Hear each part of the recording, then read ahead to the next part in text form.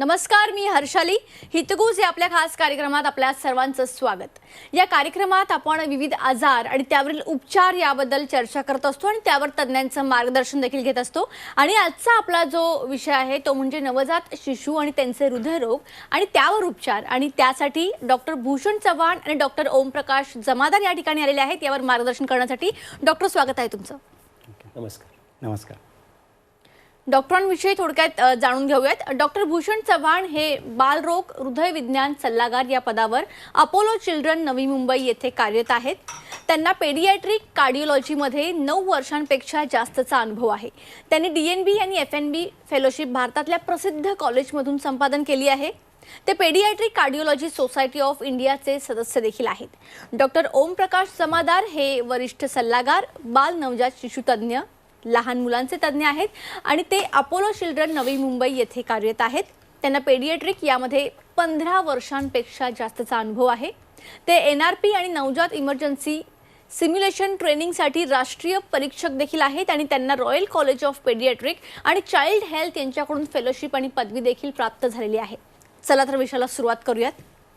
तर डॉक्टर ओमप्रकाश, सगळ्यात पहिला माझा प्रश्न की मुदतपूर्व बाळ म्हणजेच प्रीमॅच्युअर बेबी नेमकं काय असतं? हे मुदतपूर्व बाळ हे आपण बऱ्याच वेळेस ऐकलेलं असणार आहे. त्याला आपण प्रीटर्म बेबीज किंवा प्रीमॅच्युअर बेबीज असतो. नॉर्मल बेबीची जी बर्थ असते 38 to 40 वीक्सला होते, पण काही बाळ असतात जे की लेस दॅन 37 वीक्स किंवा 24 to 37 वीक्स जे असतात त्यांना आपण प्रीटर्म बेबीज म्हणतो. तर या बाळामध्ये जे 24-28 वीक बेबी असतात त्यांना आपण एक्स्ट्रीमली प्रीटर्म बेबी म्हणतो. आणि या बाळांना बरेच अडचणी होतात. जर आपण जगभरामध्ये जर पाहिलं तर जवळपास 15 मिलियन बेबी प्रत्येक वर्षी प्रीमॅच्युअर जन्मतात आणि जवळपास जर आपण अंदाज जर घेतला तर 100मधील 10 मुलं प्रीमॅच्युअर जन्मतात. डेव्हलपिंग कंट्री, भारतासारख्या डेव्हलपिंग कंट्रीजमध्ये यांचं मृत्यूचं प्रमाण फार मोठं आहे. त्यामुळेच प्रत्येक वर्षी 17 नोव्हेंबरला वर्ल्ड प्रीमॅच्युरिटी डे देखील सेलिब्रेट केला जातो. यावर्षी जो वर्ल्ड प्रीमॅच्युरिटी डेचं थीम जे होतं ते होतं small actions make big impact, ज्याच्यामध्ये आपण आई आणि बाळाचं स्किन टू स्किन कॉन्टॅक्ट, ज्याला आम्ही कांगारू मदर केअर करतो, कांगारू मदर केअर बोलतो, त्या कशाप्रकारे बाळाला टेम्परेचर मेंटेन करण्यासाठी, बाळाचं प्रतिकारशक्ती वाढवण्यासाठी, बाळाचं वजन लवकर वाढवण्यासाठी आणि त्याशिवाय आईचं जे दुधाचं प्रमाण जे असतं ते कशाप्रकारे इम्प्रूव्ह होण्यासाठी मदत करतं, त्याच्याबद्दल बरंच माहिती प्रसारित केलेली आहे. आणि ह्या गोष्टी ज्या ठिकाणी रिसोर्सेस अवेलेबल नाही आहेत त्या ठिकाणी देखील शक्य आहे. म्हणून हे प्रीमॅच्युअर बेबीबद्दलचं माहिती सर्वांना होणं फार गरजेचं आहे. डॉक्टर, त्याचबरोबर मुदतपूर्व बाळाशी संबंधित समस्या काय असतात आणि नेमकं ते कशा प्रकारचं असतं? मुदतपूर्व बाळ हे लवकर जन्माला आले असतात. नॉर्मल बाळाचं वजन जर पाहिलं तर 2.5 ते 3 किलो असतं. मग हे बाळ जे लवकर जन्मलेलं असतात त्यांचं वजन फार कमी असतं. तर अशा बाळांना NICUची गरज बऱ्याच वेळेस लागते. ज्या ठिकाणी नवजात बाळांचं ICU जे असतं त्या ठिकाणी त्यांना ॲडमिट करावं लागतं. आणि ते किती प्रकारे प्रीटर्म जन्मलेले आहेत, किती लवकर जन्मलेले आहेत, त्यानुसार त्यांना NICU किती दिवस लागणार ते ठरतं. आता आपण जो डिफिकल्ट असतात, जे मॅनेज करणं अवघड असतात, असे एक्स्ट्रीम प्रीटर्म बेबी जे आहेत जे की लेस दॅन 28 वीक आहेत किंवा लेस दॅन 32 वीक आहेत, त्याच्याबद्दल थोडीशी माहिती घेऊ. अशा बाळांचं वजन कमी असल्यामुळे त्यांना आपण सर्वात अगोदर NICUमध्ये मॅनेज करतो. तर या बाळांचे सर्व अवयव पूर्णपणे परिपक्व झालेले नसतात. पर्टिक्युलरली आपण जन्मल्याबरोबर काय पाहतो की बाळाचं रडणं कसं आहे किंवा बाळाचा श्वास कसा आहे. तर हे प्रीटर्म बेबी जे आहेत त्यांना श्वास घेण्यासाठी त्रास होतो, कारण त्यांचे लंग जे असतात, त्यांचे जे फुफ्फुस जे असतात ते छोटे असतात. आणि त्याशिवाय फुफ्फुसामध्ये एक द्रव असतो, त्याला आपण सर्फॅक्टंट म्हणतो, तो द्रव तयार झालेला नसतो. मग बऱ्याच वेळेस असे बेबीजना आपण वरनं हा ब्रिदिंग पाईपमधनं ट्यूब टाकून हा द्रव आपण त्यांना देतो, जेणेकरून त्यांचे जे फुफ्फुस छोट्या बलूनसारखे असतात ते ओपन होतात आणि मग त्यांना श्वास घेण्यासाठी मदत होते. मग या बाळांना ते लंग ओपन ठेवण्यासाठी व्हेंटिलेटर किंवा CPAP नावाचं मशीन जे असतं त्याचा सपोर्ट आपण देतो. ही सर्वात फर्स्ट आणि फॉरमोस्ट गोष्ट झाली. त्याच्यानंतर या बेबींचं वजन कमी असल्यामुळं आपण त्यांना NICUमध्ये ठेवतो आणि NICUमध्ये त्यांना आपण बऱ्याच वेळेस दूध देऊ शकत नाही, कारण त्यांची जी डायजेस्टिव्ह सिस्टीम आहेत, इंटेस्टाईन आहेत, ते डेव्हलप झालेले नसतात. म्हणून त्यांना आपण saline through carbohydrate, proteins, fats जे पण असतात ते देतो. इनफॅक्ट मी तर म्हणेन की जे आईच्या पोटामध्ये जे न्यूट्रिशन त्यांना भेटतं, जे सत्व त्यांना भेटतात, ते बाहेरून आम्ही पूर्णपणे देण्याचा प्रयत्न करतो, पण ते कधीही पूर्ण होत नाही, हे आपल्याला मान्य करावं लागेल. त्यांना आपण इन्क्युबेटर म्हणून एक इक्विपमेंट असतं ज्याच्यामध्ये आपण बाळाला पूर्ण कव्हर करतो, जेणेकरून त्यांचं टेम्परेचर जे आहे, तापमान जे आहे ते देखील मेंटेन राहील. कारण त्या बाळाची शक्ती एवढी नसते की स्वतःहून तो हीट तयार करून, शरीरातली उबदारपणा तयार करून टेम्परेचर मेंटेन करेल, म्हणून त्यांना इन्क्युबेटरमध्ये ठेवतो. त्याच्यानंतर येतं त्यांच्या ऑर्गनचे फंक्शन कसे आहेत. तर आपण ब्रेनसाठी असेसमेंट, आपण रेग्युलर त्यांची असेसमेंट करतो, त्यांची सोनोग्राफी करतो. कारण या बाळांच्या ब्रेनमधल्या रक्तवाहिन्या एकदम नाजूक असतात. त्यांचं ब्लड प्रेशर जरी थोडं जास्त कमी जास्त झालं तर कधीही रक्तवाहिन्यामधून रक्तस्राव त्यांना रक्तस्राव डोक्यामध्ये होऊ शकतो. त्यांना आपण इंट्राक्रॅनियल हिमोरेज किंवा इंट्राव्हेंट्रिक्युलर हिमोरेज असं म्हणतो, जेणेकरून बाळाला पुढे चालून देखील लॉंग टर्म प्रॉब्लेम होऊ शकतात. या बाळांची प्रतिकारशक्ती कमी असल्यामुळं, त्याशिवाय त्यांना एवढे सर्व आपण ब्रिदिंगचा सपोर्ट देतो आहे, त्यांना न्यूट्रिशनवरून आपण सलाईन म्हणून देतो, म्हणून इन्फेक्शन होण्याची देखील तेवढीच जास्त भीती असते. अशा प्रकारे त्यांचा प्रत्येक दिवस जो असतो फार महत्त्वाचा असतो, जे की आपण जे डिफिकल्टी आहेत ते आपण त्यांना मॅनेज करण्याचा प्लॅन करतो. नेक्स्ट येतं हार्टचं फंक्शन. या बाळांचं हृदय देखील छोटं असल्यामुळे, हृदयाची पंपिंग कॅपॅसिटी कमी असल्यामुळं त्यांना बऱ्याच वेळेस हृदयासाठी सपोर्ट, जे ब्लड प्रेशर मेंटेन करण्यासाठी जे मेडिसिन्स असतात ते देखील आपल्याला द्यायची गरज पडते. या बाळांना जॉन्डिसचं पण प्रमाण जास्त असतं, म्हणून त्यांना लाईट थेरपी असते. अशा प्रकारे जर पाहिलं तर प्रत्येक सिस्टीमचा या बाळांना त्रास असतो. पण जसं बाळ दुसऱ्या तिसऱ्या दिवसाचं होतं त्यावेळेस आम्ही सर्वजण हृदयाच्या बाबत जास्त विचलित होतो, कारण हृदयामध्ये त्यांना एक PDA म्हणून एक कंडिशन असते, ती डॉक्टर भूषण आपल्याला आणखीन डिटेलमध्ये एक्सप्लेन करतील. अगदीच. आणि याचबरोबर हृदयविकार हे मुदतपूर्व बाळांमध्ये एक मोठी गुंतागुंत म्हणायला हरकत नाही. तर नेमकं हे कोणत्या प्रकारचे दोष असतात आणि यावर हे तुम्ही कशा पद्धतीने सर्व काही मॅनेज करता सर? सो लहान बाळांमध्ये हे प्रीटर्म बेबीज जेव्हा जन्माला येतात त्यांच्यामध्ये हा PDA हा एक नैसर्गिक चॅनल आहे, जे आईच्या पोटात त्या बाळाला जिवंत ठेवतं. आता हे बाळ त्याच्या तारखेपेक्षा अगोदर जन्माला आला आहे, म्हणून हा PDA आपल्याला थोडा त्रास देऊ शकतो. हा एक नॅचरल चॅनल आहे आणि जो ब्लड एक लेफ्ट टू राईट शंट ज्याला आम्ही म्हणतो, एओर्टा टू पल्मनरी आर्टरी, तो सप्लाय करतो. हा PDA स्वतःहून बंद होण्याची शक्यता खूप जास्त असते. ह्याचं जास्तीत जास्त प्रमाण जर बेबी 30 वीक्सपेक्षा कमी जन्माला आलं तर त्याच्यामध्ये जास्त आढळलं जातं. आणि आपल्याला जसं आपण ऐकलं, डॉक्टर ओमप्रकाश सांगत होते की जसं बेबी स्टेबल व्हायला लागतं त्यावेळेस त्यांना या PDAबद्दल भरपूर माहिती हवी असते. तिथे आमचा रोल आहे की आम्ही एको करून तो PDAची साईज किती आहे, तो स्वतःहून बंद होऊ शकतो का, त्यासाठी काय औषधं देण्याची गरज आहे का, आणि तेही सिम्पल मेडिकल थेरपी जसं पॅरासिटामॉल आम्ही वापरलं जातं. त्याचे वेगवेगळे सायकल्स दिले जातात आणि त्या PDAला बारकाईने लक्ष दिलं जातं. मे बी पहिल्या दिवशी, 5व्या दिवशी तो स्वतःहून बंद होईल, ही सगळी आपल्याला त्यासाठी योजना करावी लागते.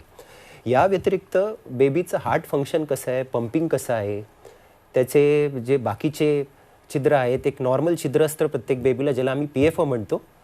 या व्यतिरिक्त काय दुसरे अजून हृदयाला आजार आहेत का, त्याला जन्म झाल्यानंतर कुठे हृदयाला विकार झाले आहेत का, या गोष्टी आपल्याला लक्षात येतील. तर म्हणून हे एको इम्पॉर्टंट आहे प्रीटर्म बेबीमध्ये. तो मे बी पहिल्या 24 तासानंतर केला की त्याच्यामध्ये भरपूर काही इन्फॉर्मेशन मिळू शकते. ओके. डॉक्टर भूषण, हृदय दोषांचे निदान आणि व्यवस्थापनामध्ये 2D इकोची भूमिका नेमकी काय आहे? 2D echo is like eyes for a cardiologist. आम्ही सगळं बघतो, क्लिनिकली बघतो, पण नेमकं ते 4 कप्पे कसे काम करत आहेत, त्यांचं सिंक्रोनायझेशन कसं आहे, त्यांच्यामध्ये जे आपलं ब्लड फ्लो चालू आहे तो कसं चालू आहे, ते वेंट्रिकलचं पंपिंग कसं आहे. हा आता PDA ज्याबद्दल आपण म्हटलं, तो हा PDA स्वतःहून ब्लड फ्लो बरोबर कमी होत चालला आहे का, स्वतःहून कमी होत चालला आहे का, तो बंद होतो आहे का, की त्यावर काय उपचार करायची गरज आहे का, हे सगळं आपल्याला त्या एकोमधूनच समजतं. आता काही बेबीजमध्ये काही क्रिटिकल कंजेनायटल हार्ट असतात, म्हणजे ते बाळ जन्माला आलं आहे आणि आपल्याला माहीत पडलं की त्याला कंजेनायटल हार्ट प्रॉब्लेम आहे, पण तो जीव घेणे आहे का, त्याला इमिजिएट ट्रीटमेंटची गरज आहे का, हे सगळं त्या 2D एको या सिम्पल टेस्टमध्ये सगळं लक्षात येतं. म्हणजे इन शॉर्ट ही 2D एको म्हणजे एक सोनोग्राफीसारखी टेस्ट आहे, जी आपण बेबीचं हृदयाची सोनोग्राफी करून त्यामध्ये भरपूर काय डायग्नोसिस करू शकतो. ओके. आणि मुदतपूर्व बाळांमध्ये अशा कोणत्या अडचणी असतात ज्या दीर्घकालीन असतात आणि त्याचं निदान करणं अवघड असतं? आपण सुरुवातीला पाहिलं की आपल्याला डिलिव्हरी झाल्यानंतर मुदतपूर्व बाळ जे असतात त्यांना काय काय त्रास होतो. आता बाळ जसं जसं वाढतं तसं बऱ्याच वेळेस ते किती प्रीमॅच्युअर आहेत त्यानुसार त्यांना NICUची तर गरज लागते.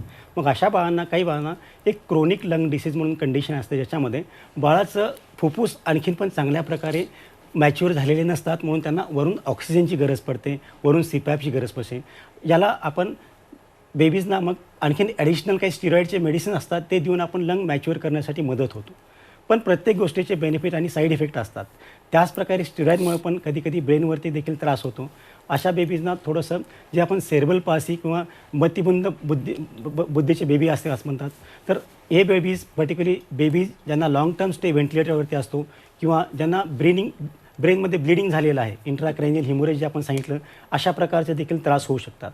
जे प्रीटर्म बेबी आहेत त्यांच्यामध्ये आणखीन आमचं एक असं ऑब्झर्वेशन आहे की त्यांना बऱ्याच वेळेस लर्निंग डिफिकल्टी जे म्हणतो त्या देखील या बेबीजमध्ये काही प्रमाणात आढळून येतात. त्याशिवाय या बेबींचा इनिशियल ट्रोमा जो असतो एनआरसीमध्ये झाला, आपण एवढं नॉयझी वातावरण असतं त्या ठिकाणी असतात ते बेबी, त्यांना मल्टिपल प्रिक झालेले असतात. या बेबीजना इमोशनल इन्स्टॅबिलिटी देखील असते. आता नेक्स्ट असतं की बाकी ऑर्गनचे मॅच्युरिटी वयानुसार कशी होते, तर त्याच्यामध्ये आपल्याला डोळे व्हायटल ऑर्गन आहे. तर डोळ्यासाठी आम्ही रेग्युलर त्यांचं स्क्रीनिंग करतो. त्यांना आपण रेटॅनोपॅथी ऑफ प्रीमॅच्युरिटी अशा प्रकारचा एक आजार असतो, त्यासाठी आपण डोळ्याची तपासणी करतो. आणि याच्यामध्ये एक आपल्याला लक्षात ठेवायचं आहे की ऑक्सिजन जो आहे तो एक मेडिसिन आहे. ऑक्सिजन आपण फक्त असाच लावून ठेवायचा नसतो. पर्टिक्युलरली ROP म्हणा किंवा जे क्रोनिक लंग डिसीज म्हणणे, हे आजार ज्या बेबीजना जास्त आपण ऑक्सिजन वापरतो त्यांना होण्याची रिस्क जास्त असते. म्हणून ऑक्सिजन आपण एकदम ज्युडिशियसली वापरला पाहिजे. त्याच्यानंतर आपण या बाळांचं कानाची देखील तपासणी करतो, त्यांना ऐकू कसं येतं. कारण या बेबींना काही मेडिसिन भेटलेले असतात ज्याच्यामुळे त्यांच्या कानावरती देखील साईड इफेक्ट होऊ शकतो. म्हणून त्यांची आपण हेअरिंग स्क्रीनिंग देखील करणं फार गरजेचं आहे. तर या सर्व बाळांचा आपण हाय रिस्क फॉलोअप OPD म्हणून आमचा एक प्रकार असतो, ज्याच्यामध्ये आपण नॉर्मल OPD शिवाय या बाळांची ग्रोथ आणि डेव्हलपमेंट कशी होते ते पाहतो. आता जे बाळ जे 800 ग्रामचं आहे, 600 ग्रामचं आहे, त्याची ग्रोथ आपल्याला एक्सपेक्टेड आहे की 2 वर्षापर्यंत ते बेबी नॉर्मल बाळासारखं त्याची ग्रोथ सर्व झाली पाहिजे. आणि त्या दरम्यान त्याचे जे इंटॅक्ट सर्वायवल हा जो वर्ड वापरतो की न्यूरोलॉजिकली डेव्हलपमेंटली सुद्धा ते बेबी नॉर्मल बेबीसारखं पाहिजे. म्हणून त्यांना कधीकधी असेसमेंट करून आम्ही अर्ली इंटरव्हेन्शनमध्ये देखील करतो, जेणेकरून तो प्रॉब्लेम लवकर डायग्नोज करणं आणि त्याला त्या प्रकारे गायडन्स करून बाळाची डेव्हलपमेंट कशा प्रकारे आपण चांगल्या प्रकारे करू शकतो हे पाहणं फार महत्त्वाचं आहे. आणि PDAबद्दल सांगितलं, जसं डॉक्टर भूषण म्हणले की आपण अगोदर मेडिसिननं तर हेल्प करतो आणि तरी पण नाही झालं तर मग आणखीन काही एक्स्ट्रा काही प्रोसिजर असतात जेणेकरून आपण PDAसारख्या प्रॉब्लेम देखील सॉर्ट आउट करू शकतो. ओके. डॉक्टर ओमप्रकाश, जन्मानंतर बाळाला हृदयविकारासंदर्भात काही त्रास असेल तर तुम्ही त्यावर कशा पद्धतीने ट्रीटमेंट करता?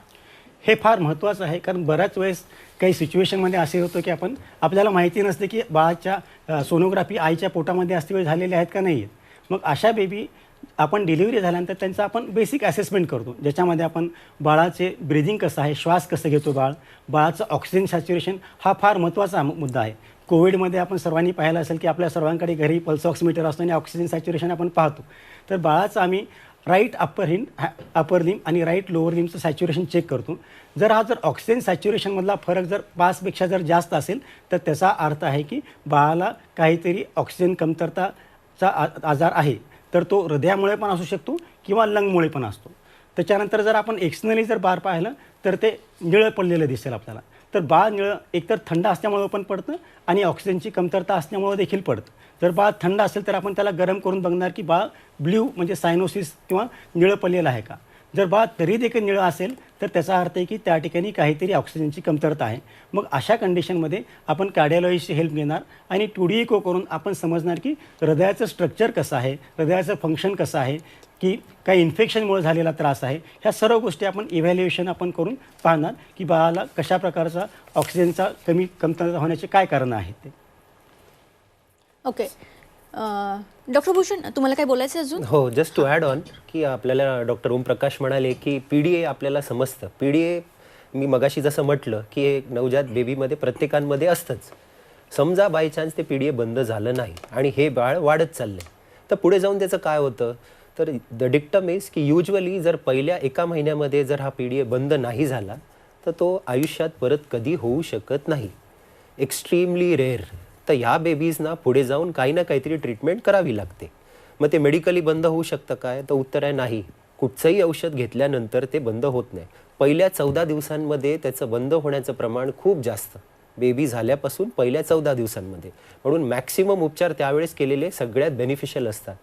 एकदा वेळ निघून गेली, बाळ 2 महिन्याचं झालं, 3 महिन्याचं झालं, मग कितीही मेडिसिन्स दिले तरी ते बंद होऊ शकत नाही. मग अशा वेळेस आम्ही काय करतो, या बेबींना थोडं वजन वाढीसाठी प्रयत्न करतो आणि 6 महिन्यानंतर त्यांना एका छोट्या कॅथेटरद्वारे, जे आपण पायातून इंजेक्शनद्वारे त्याच्या हृदयामध्ये जातात आणि त्या कॅथेटर थ्रू एक डिव्हाइस नावाचा प्रकार असतो ज्याला आम्ही बटन म्हणतो.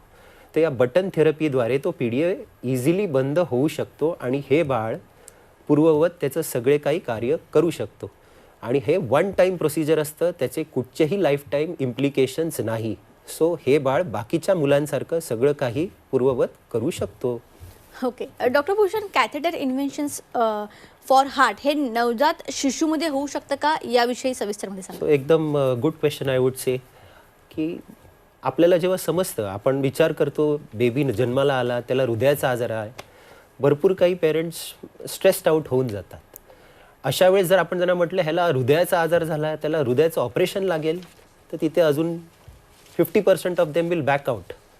तर असं काही प्रत्येक वेळेस होतं असं नाही. भरपूर काही हृदयाचे प्रॉब्लेम, स्पेशली PDA, हे इवन न्यूबॉर्न बेबीजमध्ये पण बंद केले जाऊ शकतात. जे प्रीटर्म बेबीज आहे पण ज्याला गरज आहे, जो 14 दिवसाच्या वरती आहे, मेडिकल थेरपी फेल झाली आहे, व्हेंटिलेटरवर अडकलेला आहे, सेप्सिस आहे, ज्याला दूध पचत नाही आहे, NECची रिस्क आहे, अशा बेबीजमध्ये तो PDA बंद होणं गरजेचं आहे. मग अशा बेबीजमध्ये आम्ही काय करतो, मगाशी सांगितल्यासारखं एक कॅथेटरद्वारे, त्याच्या छोट्याशा नसांद्वारे आपण हार्टमध्ये पोचू शकतो आणि विदाऊट इन्सिशन एक अगेन स्पेशल बटन आहे, त्याला आम्ही पिकोलो म्हणतो, त्या थ्रू ते PDA बंद होऊ शकतं. हा प्रोसिजरला भारी भारी अर्धा ते 1 तास, आणि ते झाल्यानंतर बेबी आम्ही NICUमध्ये शिफ्ट करून परत ॲज अ नॉर्मल व्हेंटिलेटरी केअर किंवा न्यूनेटल केअर देऊन ते न्यूनेटॉलॉजिस्टला मदत करू शकतो. या व्यतिरिक्त काही वेळेस एक ब्लू बेबी जन्माला येतात ज्याच्या हृदयाच्या नसा पलटी झालेल्या असतात, आणि ह्या केसेसमध्ये PDA समजा बंद झाला असेल तर आपल्याला तो PDA स्टेंट टाकून उघडताही येतो आणि तोही या कॅथेटरद्वारे करता येतो. किंवा ज्या हृदयातला जो मधला कप्पा असतो, त्यामधला जो पडदा असतो, त्याला जर छिद्र छोटं असेल आणि जर नसा पलटी झालेल्या असतील तर आम्ही एक स्पेशल प्रोसिजर करतो ज्याला आम्ही बलून असिस्टेड एट्रियल सेप्टोस्टमी असं म्हणतो, बास, की तो बेडसाईड म्हणजे बाळाला NICUमध्येच ती प्रोसिजर केली जाते. एक बलून त्याच्या हृदयामध्ये घालून तो पडदा मोठा केला जातो, सो दॅट ऑक्सिजन मिक्सिंग चांगलं राहील आणि हे बेबी सर्जरीपर्यंत पोचेल, जेणेकरून त्याचा जीव वाचू शकतो. So these are some of the critical interventions which can be performed. काही NICUमध्येच होऊ शकतात, तर काही एक कॅथलॅबसारख्या ठिकाणी करावे लागतात. ओके डॉक्टर भूषण, फिटल एको म्हणजे काय, वेळ कमी असल्यामुळे थोडक्यात उत्तर द्या. तो फिटल एकोमध्ये जसं आपण एनॉमली स्कॅनमध्ये बाळाची पूर्ण तपासणी केली जाते, फिटल एकोमध्ये फक्त हृदयाची तपासणी केली जाते, ज्यामध्ये हृदय त्याचं स्ट्रक्चर बरोबर बनलं आहे ना आणि त्याचं फंक्शन बरोबर आहे ना, ह्या 2 गोष्टींवर आम्ही भार देतो. आणि हे बाळ किंवा ह्या हृदयामध्ये क्रिटिकल कंजेनायटल हार्ट नाही, हे सगळ्यात इम्पॉर्टंट डायग्नॉसिस केलं जातं. कारण ह्या डायग्नॉसिस नंतर त्याची एक तयारी असते की या मातेला कुठे डिलिव्हरी करायची. जर हे डायग्नॉसिस पॉझिटिव्ह असेल तर एक पूर्ण टीम असते जी रेडी असते ड्युरिंग द डिलिव्हरी आणि आफ्टर ट्रीटमेंट. तर ह्या बेबीजना वाचवण्यासाठी I think fetal echo becomes a major boon. Okay, आता जाता जाता आपल्या प्रेक्षकांना अपोलो चिल्ड्रन्स नवी मुंबईमध्ये कशा प्रकारे ट्रीटमेंट्स होतात, कशा प्रकारचे तंत्रज्ञान, कशा प्रकारचे सेवा कौशल्य, त्या काय काय आहेत, आणि त्याचबरोबर तुमचे जे शिबिर असतात त्याविषयी आपल्या प्रेक्षकांना थोडक्यात सांगा. अपोलो हॉस्पिटलमध्ये आम्ही मल्टी डिसिप्लिनरी टीम मॅनेजमेंट, ज्याच्यामध्ये सर्व प्रकारचे आमचे जे कलिग असतात त्यांना इन्व्हॉल्व करून, त्याच्यामध्ये पिडियाट्रिशियन आहेत, न्यूनेटॉलॉजिस्ट आहेत, कार्डिओलॉजिस्ट आहेत, न्यूरोलॉजिस्ट आहेत, या सर्वांची मिळून आम्ही कुठली पण कॉम्प्लिकेटेड केसेस मॅनेज करतो. तर शॉर्टली जर सांगायचं म्हणलं तर ऑक्सिजन कमी असलेलं बाळ जे आहे सुरुवातीला जन्मल्यावरती, त्याचं इनिशियल स्टॅबिलायझेशन जे आहे ते डिसाईड करतं की त्याचं पुढे चालून आउटकम कसे असणार आहे. तर हे इनिशियल स्टॅबिलायझेशनसाठी आपल्याला जे गोष्टी लागतात, जसे की बऱ्याच वेळेस नॉर्मल व्हेंटिलेटर आहे किंवा हाय फ्रिक्वेन्सी व्हेंटिलेटर आहे, आणि या बाळांचं कधी कधी लंगमधलं प्रेशर जे असल्यामुळे त्यांचं पल्मरी हायपरटेन्शन असतं, त्यासाठी नायट्रिक ऑक्साईड आहे. या सर्व गोष्टी आपल्याला अवेलेबल आहेत, जेणेकरून आम्ही बऱ्याचपैकी क्रिटिकल जे बेबी जे असतात ते आम्ही आपल्याकडे मॅनेज करू शकतो. तुम्ही या ठिकाणी याला खूप चांगलं मार्गदर्शन केलं, त्यासाठी तुमचे मनापासून धन्यवाद. थँक्यू.